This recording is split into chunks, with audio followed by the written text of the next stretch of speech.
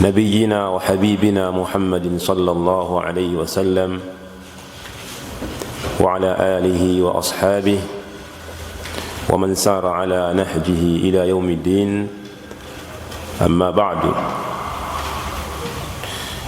بعدكم حميدي الله سبحانه وتعالى نكم تكيا صلاة وسلام متميت محمد صلى الله عليه وسلم.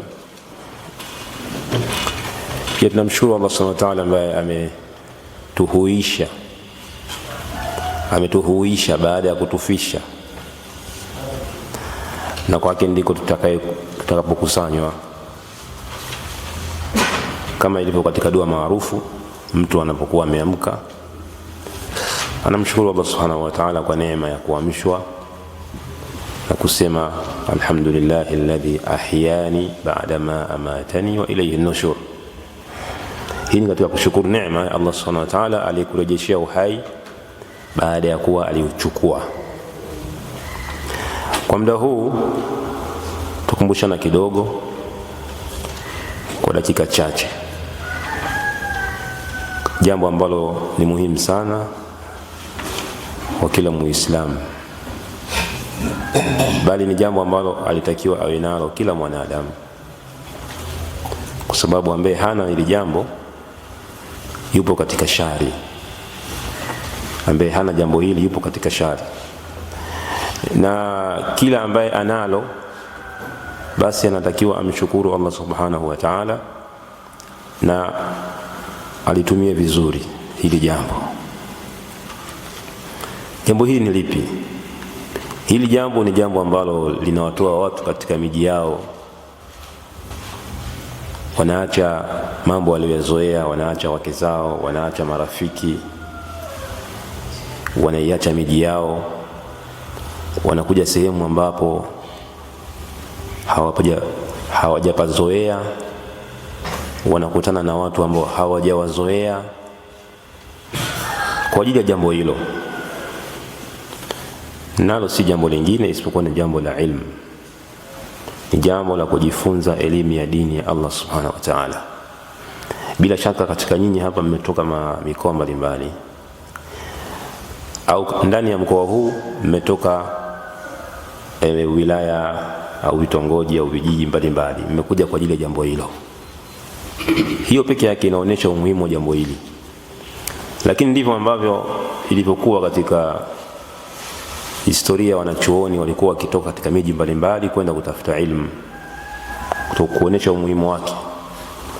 Kwa hili ni jambo kubwa, mwenye kujua umuhimu wake basi analipigania, bali linaingia katika yale ambayo Allah subhanahu wa ta'ala ameyakusudia aliposema wa fi dhalika falyatanafasil mutanafisun.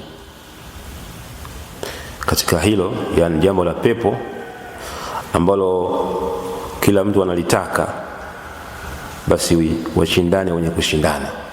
Katika mambo yanayowafanya watu waishindanie pepo ni swala zima la ilmu.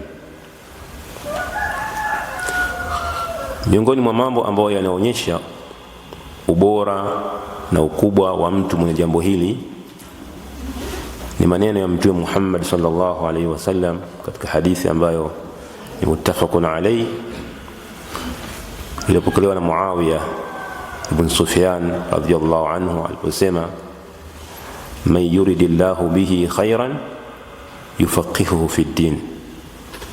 Yule ambaye Allah anamtakia khairi, amemtakia khairi, basi humfundisha dini, humfahamisha dini ya Allah subhanahu wa ta'ala. Kwa hiyo maadamu wewe upo hapa unajifunza dini, basi upo kwenye khairi, na hakuna anayekufikia katika hii khairi. Kwa hiyo usije kwa unatamani vitu vingine nje ya hili ambalo unalo. Tayari mtume wetu Muhammad sallallahu alaihi wasallam ametushuhudia kwamba sisi tupo katika khairi maadamu tupo katika jambo zima la kujifunza dini ya Allah subhanahu wa ta'ala.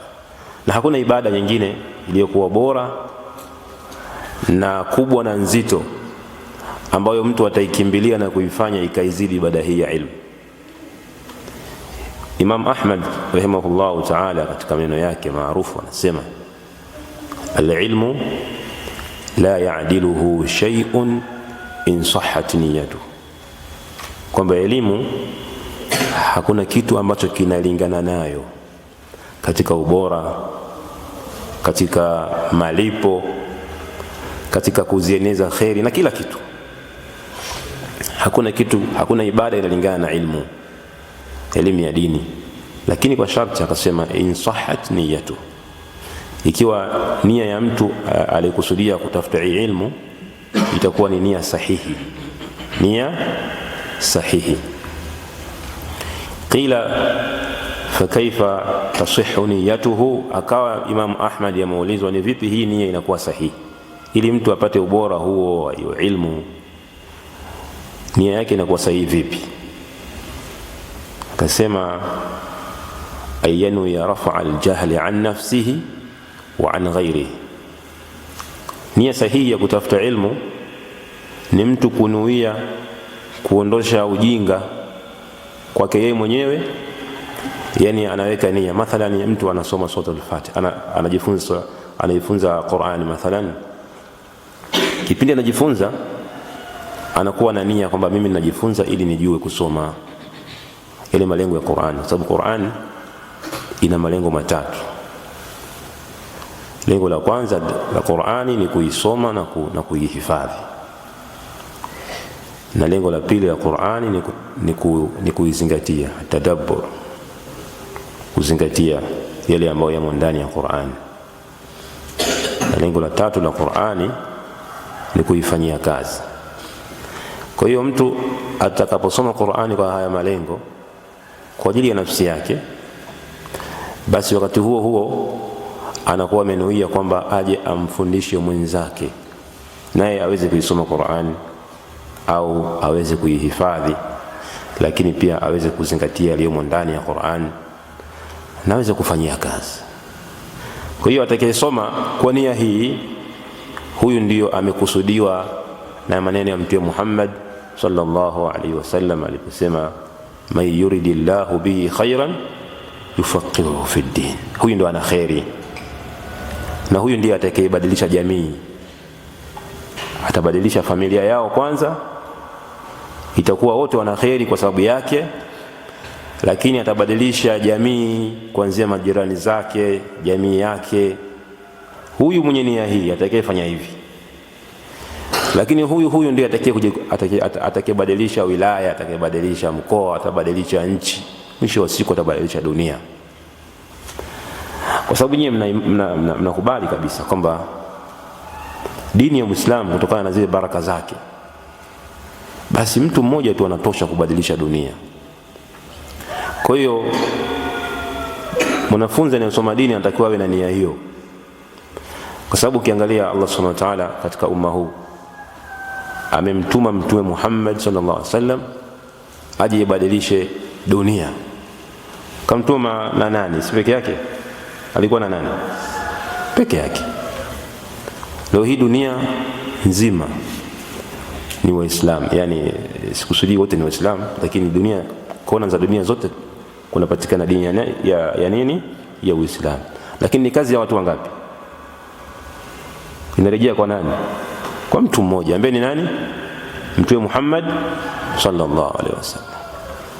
Ni kazi ya mtu mmoja. Lakini pia tuangalie katika zama ambazo zinakuja baada yao, walikuwa wanakuja, walikuwa wanajadid dini baada ya kuwa watu waishaiharibu.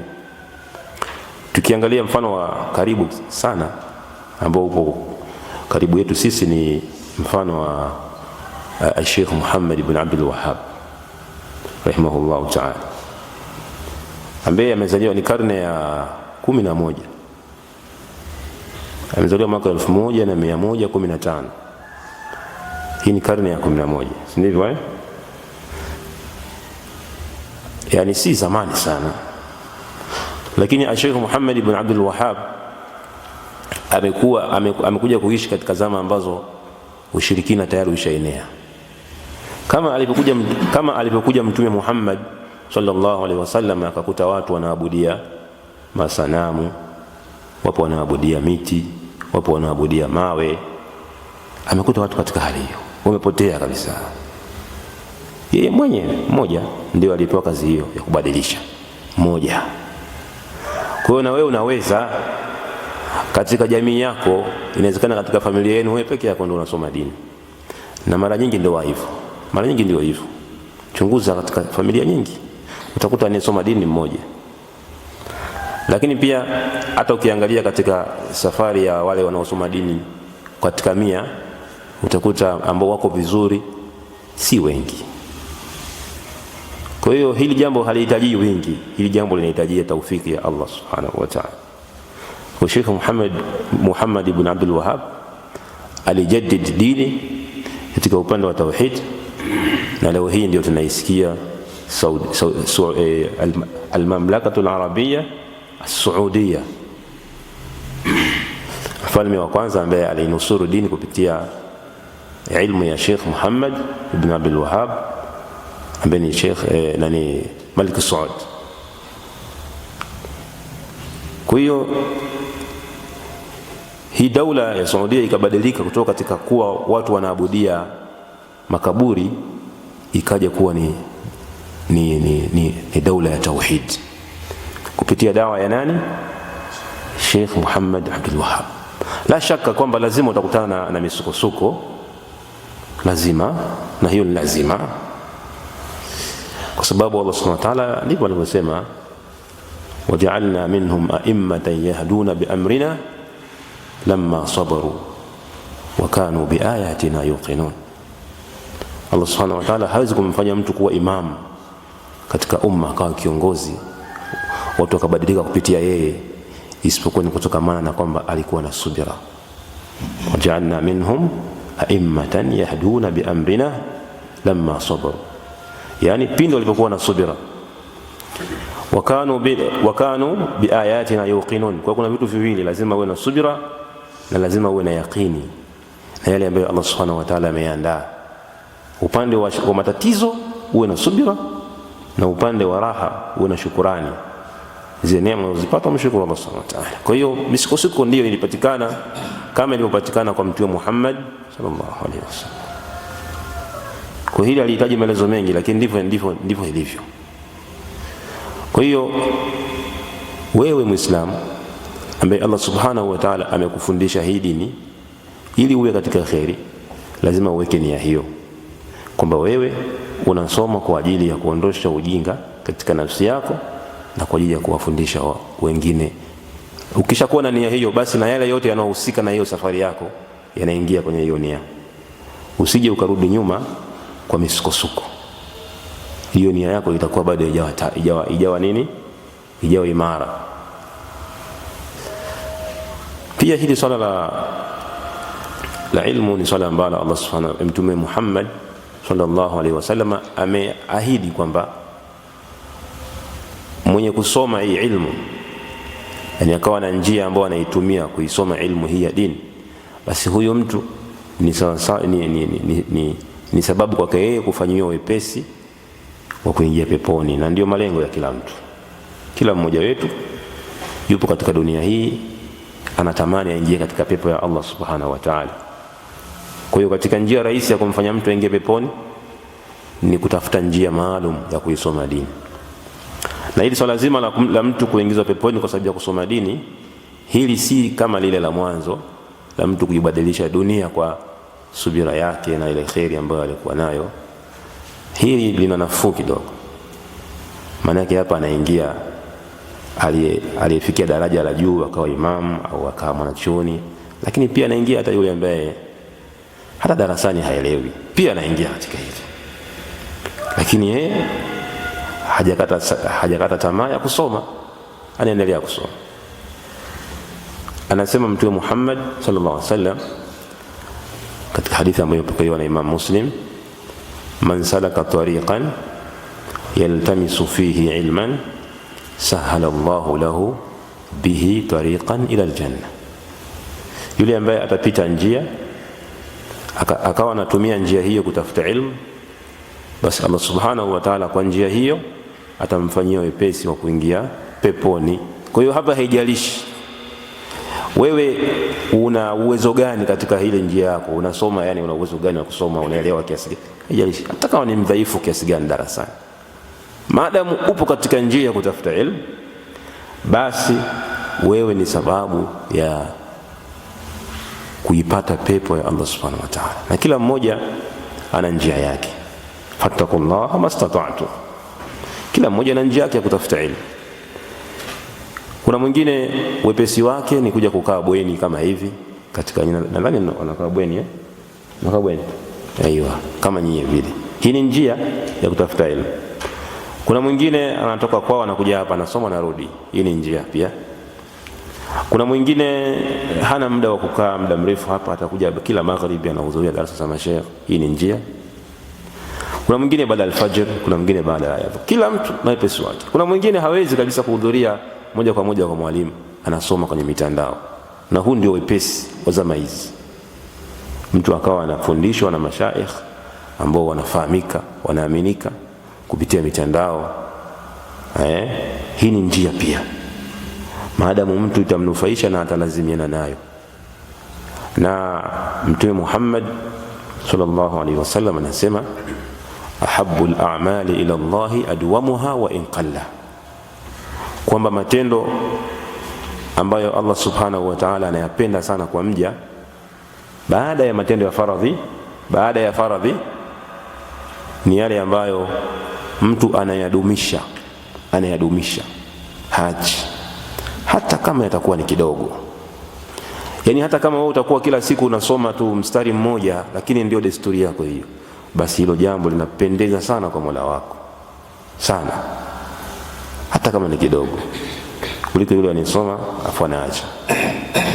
Huyu naye anayesoma na acha pia naye ana kheri, si sawa na yule ambaye hasomi, sio sawa na yule ambaye hasomi, kwa sababu Mtume Muhammad sallallahu alaihi wasallam anasema, almu'minu alqawiyyu afdalu wa ahabbu ila Allahi min almu'min adh-dha'if wa fi kullin khair. Mu'min mwenye nguvu, yani mwenye nguvu ya imani ndio anaingia hapa. Nguvu ya mwili itakuja baadaye, lakini kwanza ni nguvu ya imani.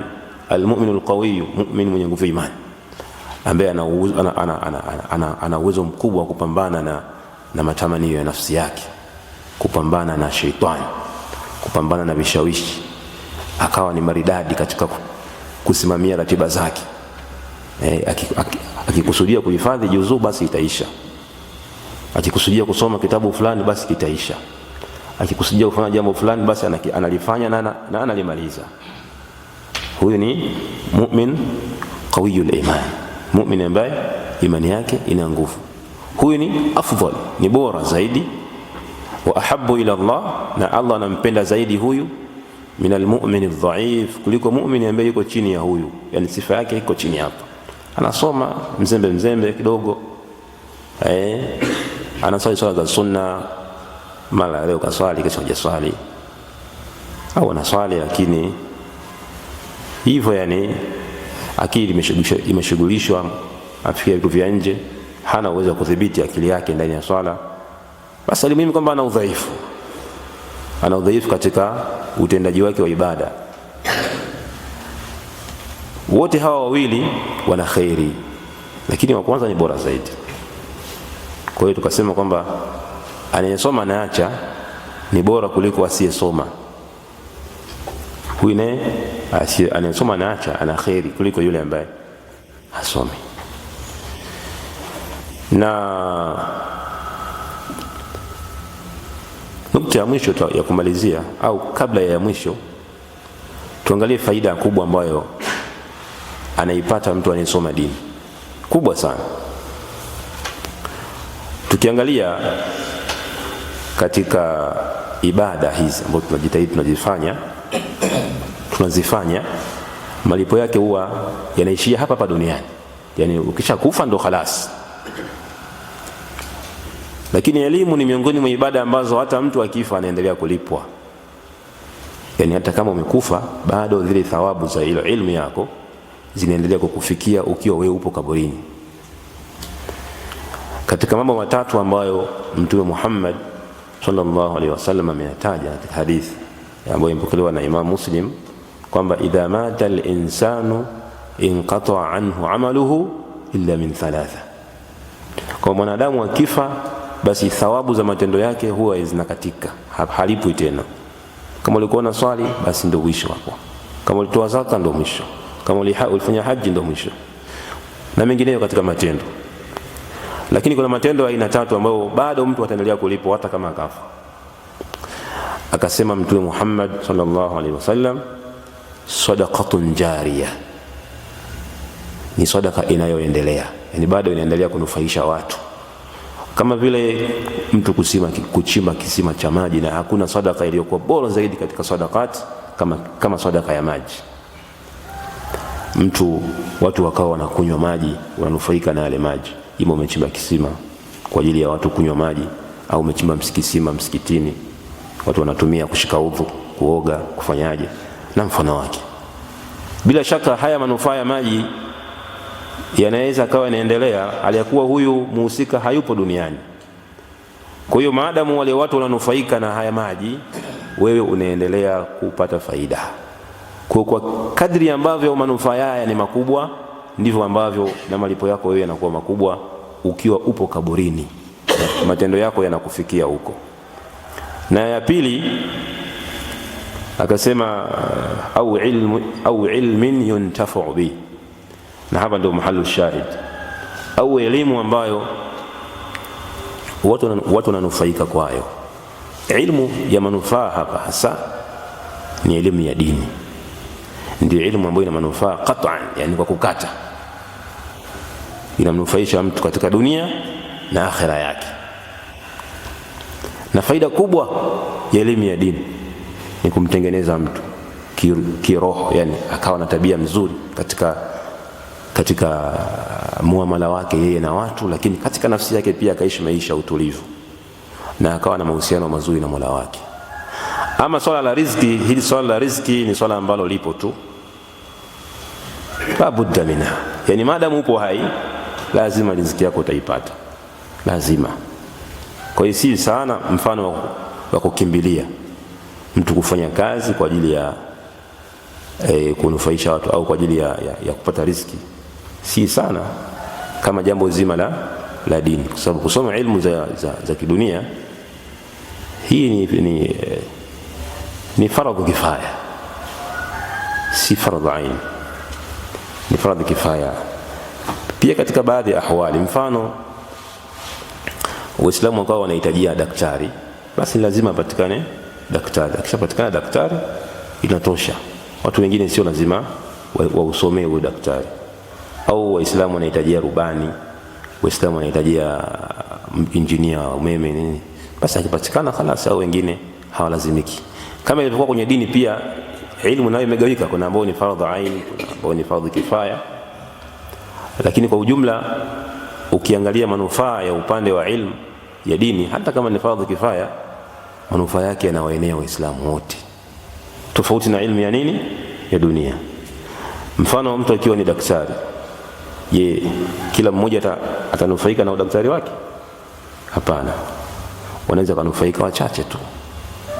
Lakini mtu akisoma kitu ambacho ni fardhu kifaya kama vile kwenye dini, kama vile ilmu al-faraidh, masuala ya mirathi, mtu akasoma hiyo ilmu, je, kila mtu anahitaji ilmu hii, atanufaika nayo au hatanufaika nayo?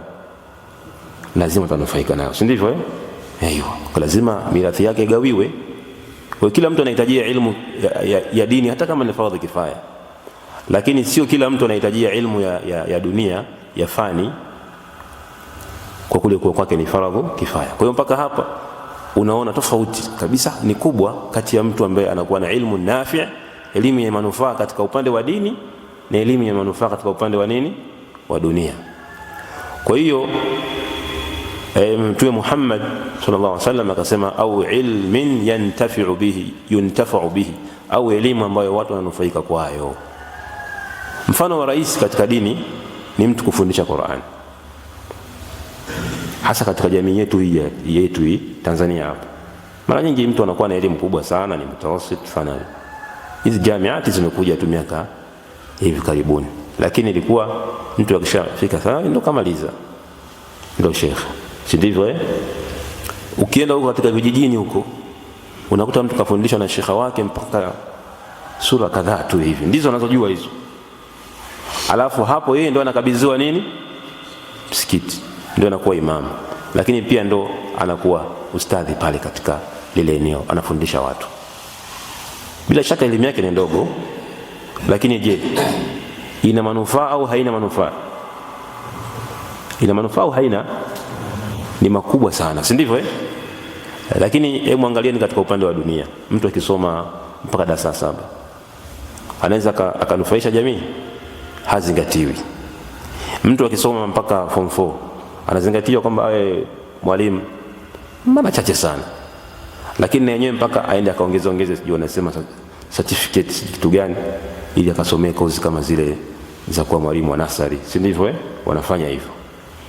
Lakini ala kulli hal, ukilinganisha kati ya huyu na huyu wa dini, kile kidogo tu anachokipata jamii inakihitajia tena kwa wingi, tofauti na mtu ambaye anasoma elimu za secular. Kwa hiyo huyu hata kama ameishia azalzala, atapata wanafunzi wengi sana wa kuwafundisha hizi sura, hizi kiswaru suwar, kuanzia zalzala kushuka mpaka nas, atafundisha watu wengi. Sasa tutolee mfano huu tu mdogo, alafu yale yatakaokuja kuzidi hapa ni mimbabi au la. Huyu wewe ukawa unajua mpaka zalzala, mpaka kuanzia zalzala mpaka nasi, ukawa ni mwalimu wa madrasa unafundisha, ukafa ukawa umekufa. Huyu mtu ni thawabu ngapi anaendelea kuzipata akiwa kaburini kwa wale wanafunzi wanaowafundisha? Ni thawabu nyingi sana, kwa sababu wale wanafunzi wakiwa wanasoma ile Qur'an ambao wewe umewafundisha kuanzia hiyo zalzala mpaka nasi, unaandikiwa thawabu zile za Qur'ani zile. Kila harfu thawabu ngapi? 10. Huyu mtoto akikaa pale anasoma, wewe kule kaburini unapata zile thawabu, na yeye anapata na unapata, kila mtu anapata za kwake. Ni thawabu nyingi sana. Huyu naye akifundisha mwenzake hivyo hivyo, akienda akaswalisha akasoma hivyo hivyo, unapata zile thawabu ukiwa kaburini. Huyu Allah akimjalia akaendelea kielimu, akapanda akawa na elimu ya juu, bado kwa sababu wewe ndio umempa ule msingi, utaendelea kupata thawabu. Kwa hiyo thawabu ni nyingi sana kwa mtu ambaye atasoma ilmu na akaifundisha. Na hapo ndipo tunakumbuka maneno ya Mtume Muhammad sallallahu alaihi wasallam aliposema, khairukum man taallama alqur'ana wa 'allama. Mola wenu yule alijifunza Qur'an na akaifundisha. Ina maana hiyo Qur'an na yale yanayofungamana na Qur'an, zile elimu zote za dini ziko zinaihudumia nini? Zinaihudumia Qur'an, tafsir, hadith, fiqh na mfano wake, zote hizi zinaihudumia Qur'an. Kwa hiyo mbora wenu ni yule ambaye amejifunza hii Qur'ani akafanyaje? Akaifundisha. Kwa hiyo hii ni faida kubwa ya mtu anayesoma dini hii ya Uislamu. Malipo yake yanaendelea hata akiwa wapi? Hata akiwa kabrini. Na mtu wa mwisho ambaye Allah kamtaja amesema, au waladin ambaye Mtume Muhammad sallallahu alaihi wasallam akamtaja akasema, au waladin salihin yad'u lahu, au mtoto mwema ambaye anamwombea dua nani? Mzazi. Lakini nyinyi angalia, anayemtengeneza mtoto mwema ni nani? Ni nani? Si mtu aliyesoma dini? Ndio anajua umuhimu wa mzazi wake na kwamba muombee dua. Kwa hiyo bado utakuta manufaa yanarejea kwa mtu aliyesoma dini. Ukipata mtoto mwema anayekuombea dua na wewe ni mzazi umeshakufa, basi neema kubwa. Bila shaka zile dua zake zitaendelea kukufikia hata kama ukiwa kaburini. Na mwisho kabisa tutaje mambo ambayo yatamsaidia mtu kusoma, kuwa na elimu. Imam Shafi'i rahimahullah ta'ala ametaja mambo 6. Mambo 6 ambayo mtu akiwa nayo yatamsaidia kutafuta elimu. Akasema, akhi, lan tanala al-ilma illa bi6 saumbika an tafsiliha bi bayan. Kwa Imam Shafi'i anakuambia kwamba huwezi kuipata elimu mpaka ushikamane na mambo 6. Akataja haya mambo 6. Jambo la kwanza akasema, adh-dhaka'u, ni akili, uelewa. Ukiwa darasani lazima ujitahidi kuwa unaelewa. Mwalimu akifundisha kitu jitahidi ukielewe. Hiyo ni sababu ya wewe kuwa na nini? na elimu. Lakini kama unakubali tu mwalimu akisema, akiulizwa mmeelewa, jibu lao ni moja tu, wanasemaje? Ndio. Lakini inawezekana hawajaelewa. Kwa hiyo wewe ukitaka uwe na elimu lazima uhakikishe kwamba unaelewa kile ambacho mwalimu anakufundisha. Hichi ndicho ambacho amekitaja Imam Shafi kikiwa ni cha kwanza. Lazima mwanafunzi awe anaishughulisha akili yake, aelewe kile anachofundishwa. Adhaka, kitu cha kwanza. Cha pili akasema wal hirs. Hirs ni kuwa na pupa. Ile pupa unakuwa nayo kiasi cha kwamba ukisikia mwalimu ameingia darasani basi unakuwa haraka, au unawahi kabla hajaingia ili lisikupite jambo. Hii ni pupa. Lakini ikiwa mwanafunzi anachelewa darasani, yani mwalimu akiingia yeye anasubiri mwalimu afundishe ili akiingia yeye akae kidogo alafu darasa leo limeisha. Huyu ana pupa kweli? La wallah, huyu hana pupa. Hana pupa ya kusoma. Lakini mwanafunzi mwenye pupa ya kusoma ni yule ambaye kama hajaelewa anauliza pale pale darasa, anamuuliza mwalimu. Huyu ana pupa, huyu atajua bila shaka. Kwa hiyo hii ni hirs, al-hirs. Jambo la pili ni hirs. Jambo la tatu ni ijtihadun. Wajtihadun ni kuwa na ijtihada, yani ukatoa juhudi, ukatoa nguvu zako zote ulizonazo katika hali na mali. Usiwe na tabia ya kujifanya unaumwa. Muda mwingine mwanafunzi anajifanya anaumwa ili asiingie darasani. Au anaumwa lakini kule kuumwa hakumzuii kufanyaje? Kusoma. Hizo jitihad. Huu ni uzembe. Na Imam Ibn al-Wardi rahimahullah ta'ala anamuhusia mwanafunzi, anasema utlubil ilma wala taksal fama ab'ada al-khayra ala ahli al-kasal. Sawa, anamwambia tafute elimu wewe mwanafunzi, tafute ilmu, wala taksal, wala usiwe mvivu. Mwalimu anatoa kazi darasani ufanyi mpaka wewe mkali ndio unafanya, huu ni uvivu. Sawa? Au mwalimu akiwa darasani wewe unakuwa unaangalia tu saa kwamba zimebakia dakika ngapi ili atoke, yani hivyo yani. Au mwalimu kafundisha somo hujalifanyia mraja mpaka atakapoingia tena ndio unafunua kitabu. Hizi ni dalili za uvivu. Kwa usifanye uvivu katika kusoma ili uweze kuipata hiyo elimu ambayo unaisoma. Utlubil ilma wala taksal fama ab'ada al-khayra ala ahli al-kasal.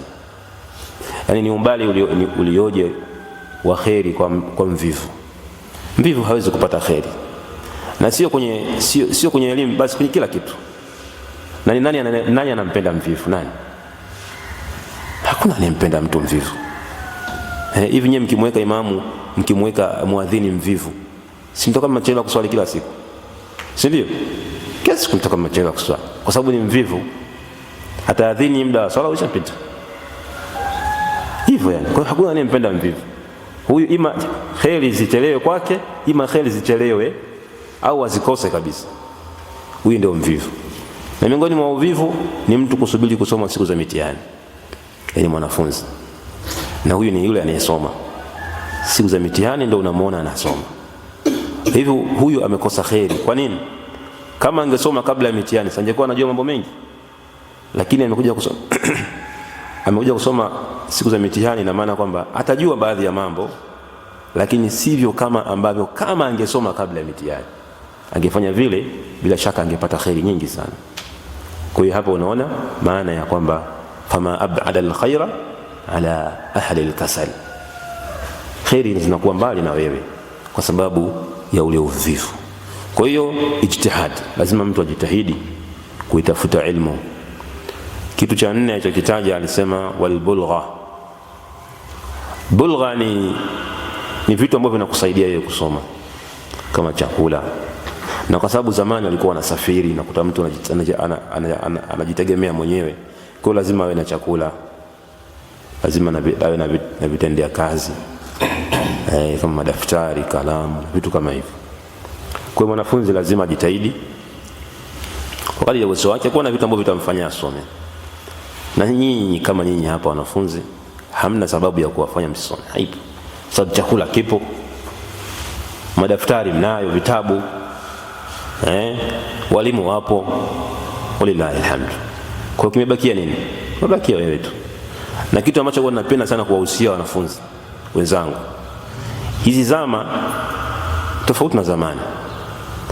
Zamani ilikuwa mtu hawezi kuwa na kitabu mpaka ayaandike yale yaliyopo kwa nani? Kwa shekhe wake. Yani shekhe ana kitabu chake, wanafunzi hawana vitabu. Kwa hiyo ili wawe na vitabu, wanakuwa wanaandika yale anayosoma nani? Shekhe. Alafu wakishamaliza kuandika, wakishamaliza kile kitabu, yule mwanafunzi anakuja anakisoma kile kitabu kwa nani? Kwa shekhe. Shekhe anakipitisha, kinakuwa ni kitabu tayari kwake. Lakini sasa hivi mwanafunzi akitaka kitabu anapata hiyo tabu. Nachukua kitabu cha shekhe kinapelekwa kwenye printer kule, kinachomekwa tu, خلاص kitabu hicho hapo. Au kipo kwenye PDF, kinazalishwa kwa vitabu 100, kila mwanafunzi anapata, naye dakika chache shapata kitabu. Kwa hiyo huu ni wepesi wa zama hizi. Huu wepesi una faida na hasara. Faida yake ndio kama hiyo, mwanafunzi atakuwa anapata kitabu kwa haraka. Lakini hasara yake, wapo watu ambao wamebweteka katika hili. Asipokuwa na kitabu anaona hawezi kufanyaje? Hawezi kusoma. Kwa hiyo kama mzazi kachelewa kumtumia pesa huyu mwanafunzi ya kununua kitabu, huyu mwanafunzi darasani atakuwa anaingia tu, anatazama tu mwalimu hivi, wewe kitabu kiko wapi? Bado sijanunua. Hivi na maana hakuna njia nyingine ya kusoma hata kama huna kitabu? Haipo. Ipo. Kwani watu wa zamani walisoma vipi? Kama wanafunzi wenzako wana vitabu, basi wewe huna sababu ya kusoma bila kitabu. Unafanyaje sasa? Chukua kitabu cha mwanafunzi mwenzako. Kawaida mwalimu akiingia darasani huwa hafundishi kitabu kizima wakati mmoja, atafundisha peji 1 au 2, si ndivyo? Basi.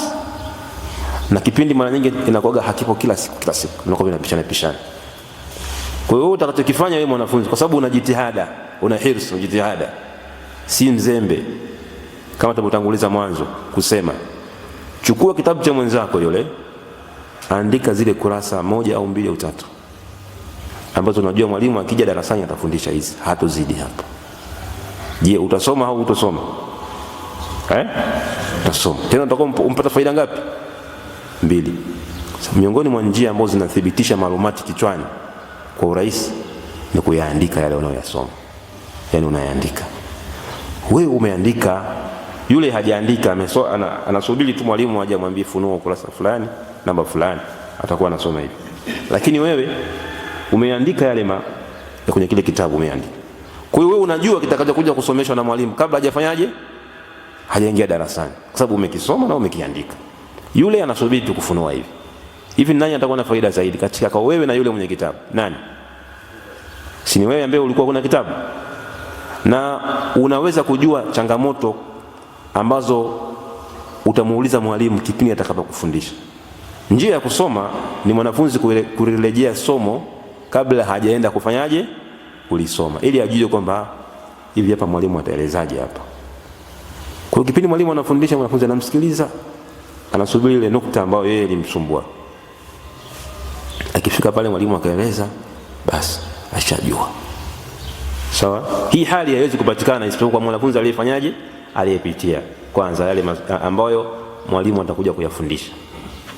Kwa hiyo huyu mwanafunzi ambaye hakuwa na kitabu akawa anaandika zile sehemu ambazo mwalimu atakuja kuzifundisha, bila shaka huyu atafaidika sana kuliko hata mwenye kitabu. Tumeona vizuri? Kwa mwisho wa siku hujapungukiwa kitu. Kukosa kwako kitabu hakuja kufanya wewe ushinde kusoma, lakini bali kumekusaidia.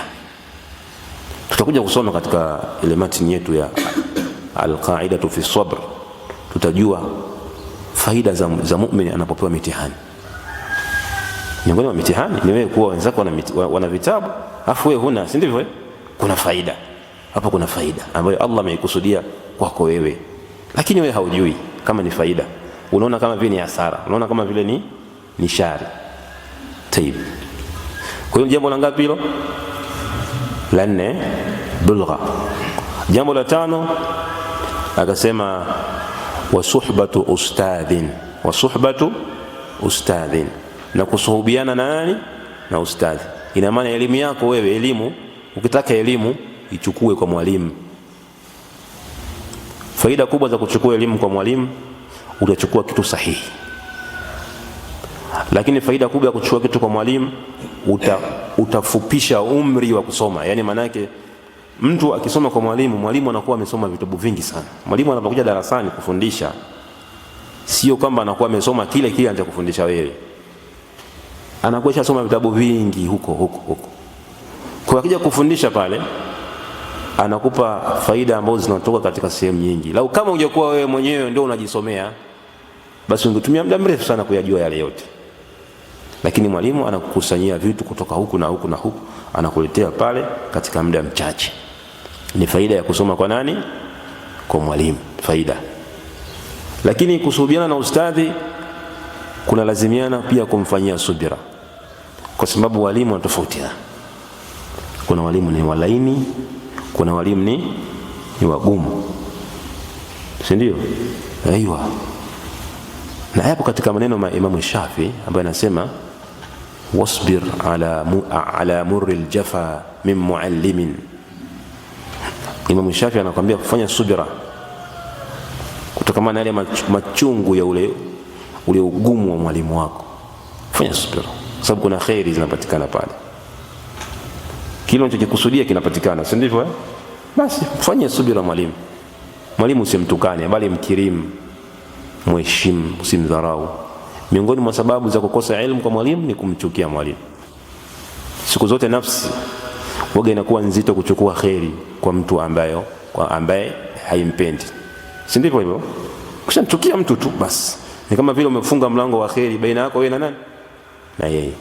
Mpende mwalimu, alafu mdhanie vizuri mwalimu wako, mpe udhuru mwalimu wako, uwe na adabu naye.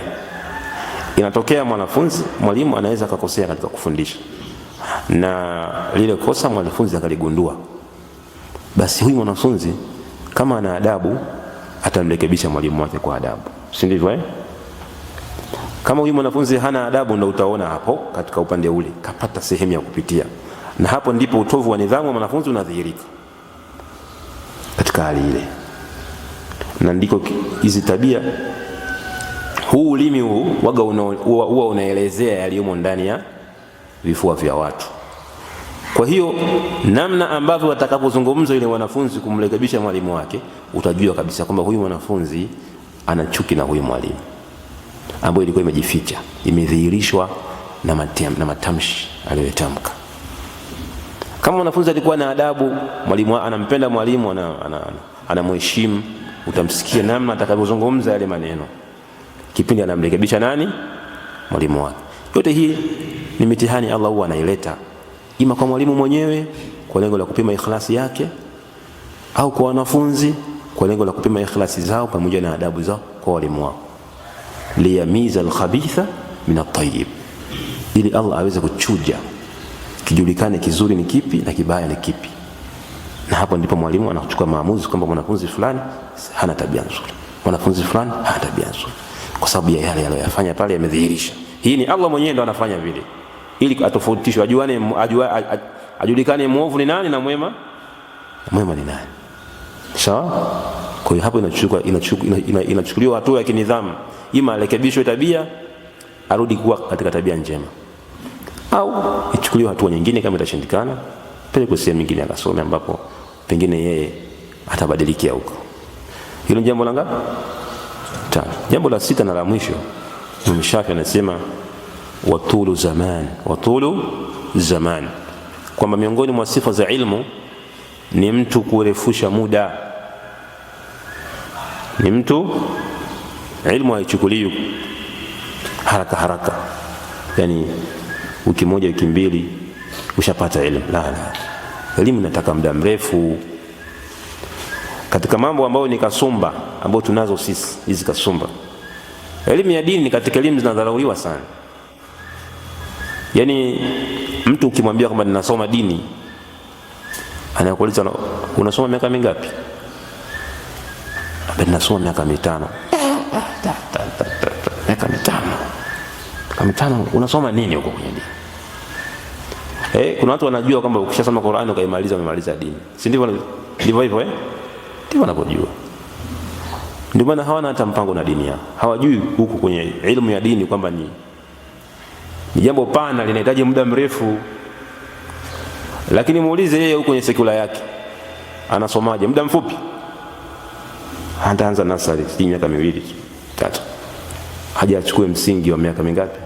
7. Bado hajazingatiwa kama ana elimu. Miaka yote hiyo. Baada ya hapo aingie miaka 4 sekondari bado. Wala yeye mwenyewe hajioni kama tayari ana elimu. Aende akachukua miaka 2, 5 na 6. Aende sijichuo. Sasa kama kwenye dunia ni hivyo, elimu inataka muda mrefu. Kwenye akhera elimu ya kufundisha kuswali, kuhiji, kufunga, elimu ambayo inakufundisha itikadi zako wewe za kumjua Mola wako, sifa zake, majina yake, kumjua mtume wako Muhammad sallallahu alaihi wasallam, kuzijua sunna zake, kujua namna gani uishi na mke wako, namna gani uishi na watu, namna gani ufanye biashara zako wewe, na biashara gani inafaa, biashara gani haifai, adhkari za kusoma asubuhi, mchana, jioni, ukiamka, ukilala, ukivaa, ukivuka, ukiingia, ukitoka chooni, namna ya kusoma Qur'ani, unaisomaje, unaelewa je hii aya inamaanisha nini, hii aya inamaanisha nini, aya inamaanisha nini, maneno ya mtume unaelewaje, amekusudia nini hapa. Hii elimu itataka muda mfupi kweli? Taka muda mrefu. Kwa hiyo lazima uchukue kidogo kidogo, shay'an fa shay'a. Na huu ndio ulikuwa ni mwendo wa masalafi. Walikuwa wao hawavuki aya ngapi? 10. Si ndio jamani? Walikuwa wavuki aya 10. Wanachukua aya 10 hawazivuki mpaka wazijue maana yake na waweze kuzifanyia kazi. Kisha wanavuka, wanaendelea na lingine. Sifa ya ilmu lazima ukielewe kile unachokisoma kwanza kabla hujaenda kwenye nini? Kwenye kingine. Na ndio maana huwa kunawekwa mitihani kama nyie hivi, mnawekewa mitihani kwa lengo la kuchuja watu kwamba ni akina nani wanafaa kuendelea na akina nani ambao bado hawajawa na sifa ya kufanyaje, ya kuendelea, hao wanabaki. Sio kama wewe umebakizwa kwa sababu umedhulumiwa. Hapana, elimu inataka kwanza uelewe kile cha chini kabla hujaenda wapi? Cha juu. Usipande juu kabla chini hujafanyaje? Chini hakujaeleweka. Ni sawa na kujenga ukuta hali ya kuwa msingi hujafanyaje? Hujaimarika. Si ndio? Hii nyumba itakuwaje baadaye? Itabomoka. Kwa hiyo lazima ujenge chini kuimarike, alafu baadaye upande. Ndio ilmu ambayo inakuwa na ambayo imekomaa, imeshikana, yani imeshikana. Ndio maana mkiangalia hata mliposoma huko shuleni mtaona kwamba huku nasari mmeanza kusoma zile namba, mlipopanda kidogo mkaanza kuunganisha herufi kitu gani, alafu baada ya hapo mkianza kusoma kujumlisha, kutoa, alafu mkaenda mkasoma gawanya, mkaenda kusoma mahesabu mengine makubwa. Si kidogo kidogo. Hii hesabu ya kujumlisha ukifika kule kwenye chuo unaiacha. Si utaikuta kule. Kama hukuielewa kule juu utaelewa nini? Utaelewa kitu? Huwezi kuelewa. Na dini ya ilmu ya dini ndio hivyo. Kama hujaelewa innamal a'malu binniyat, basi hutoelewa chochote baada ya hapo. Kwa sababu wewe utakuwa unafanya ibada, unawaelekezea zile ibada wasiostahiki. Kama vile mnavyowaona watu ambao wanaenda kuabudia makaburi na wanajiona kwamba ni Waislamu. Wao hawajaelewa kwenye msingi huku kwenye nini? Shahadatu alla ilaha illa. Hawajaelewa. Hapa ndio sehemu ya kwanza unatakiwa mtu aelewe kwanza. Uelewe nini maana ya shahadatu alla ilaha illa Allah wa anna Muhammadar rasul. Uelewe huku kwanza. Alafu huko kwingine ndio kufanyaje? Ndio kufuatie. Ukikimbia juu kule hali ya kuwa huku hujaelewa, hapa ndio unazalisha watu wanajulikana ni mashehe lakini wanani? Ni washirikina. Si ndivyo Maneno ya Sheikh Muhammad ibn Abdul Wahhab katika kitabu chake ambacho kinaitwa Masail Jahiliya. Masail Jahiliya, ima ni Masail Jahiliya au kashfu shubuhat, lakini ghalibu dhanni ni Masail Jahiliya. si ndivyo akiwazungumzia watu hawa ambao wanajiona ni Waislamu lakini hawajaelewa maana ya la ilaha illa.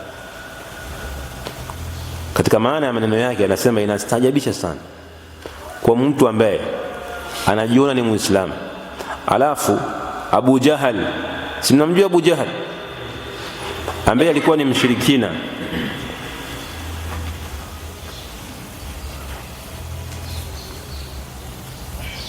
Abu Jahal ambaye alikuwa ni mshirikina anajua vizuri maana ya la ilaha illa Allah kuliko Waislamu wa zama hizi, si ndio jamani? Abu Jahal mshirikina anajua zaidi maana ya la ilaha illa Allah kuliko Waislamu wa zama hizi. Vipi? Hawa washirikina walipokuwa wakiambiwa waseme qulu la ilaha illa Allah tuflihu, walikuwa wanasemaje? Aja'ala al-alihata ilahan wahida, si ndivyo ilikuwa hivyo? Ndio ilikuwa majibu yao. Hivi huyu anataka kujalia waungu wengi kuwa ni mmoja? Ina maana wao walielewa sisi tukisema la ilaha illa Allah ina maana hatutakiwi kuendekeza ibada yoyote kwa kingine. Na wao wakati huo walikuwa wanaelekeza ibada zao kwa nini? Kwenye masanamu, si ndio? Kwenye miti, kwenye mizimu, kwenye nini, walikuwa wanaelekeza huko. Sasa huyu Muhammad akituambia sisi tuseme la ilaha illa Allah ina maana anatukataza tusifanye haya yote. Kwa hiyo ndio maana wakakataa hata kusema la ilaha illa, wakakataa. Lakini sasa hivi Waislamu sasa hivi wanasema la ilaha illa Allah au hawasemi? Wanasema la ilaha, lakini hawajaielewa. Wanasema la ilaha illa Allah, wakati huo mtawakuta kule kwenye makaburi ya mashehe zao wanafanya tawafu au wanawaomba wale mashehe, si ndivyo Na haya mambo yako wazi, yanafahamika kwa sababu watu hawajaelewa maana ya la ilaha illa. Kwa hiyo elimu hii ilivyo lazima mtu aijue kuanzia wapi? Chini, aelewe.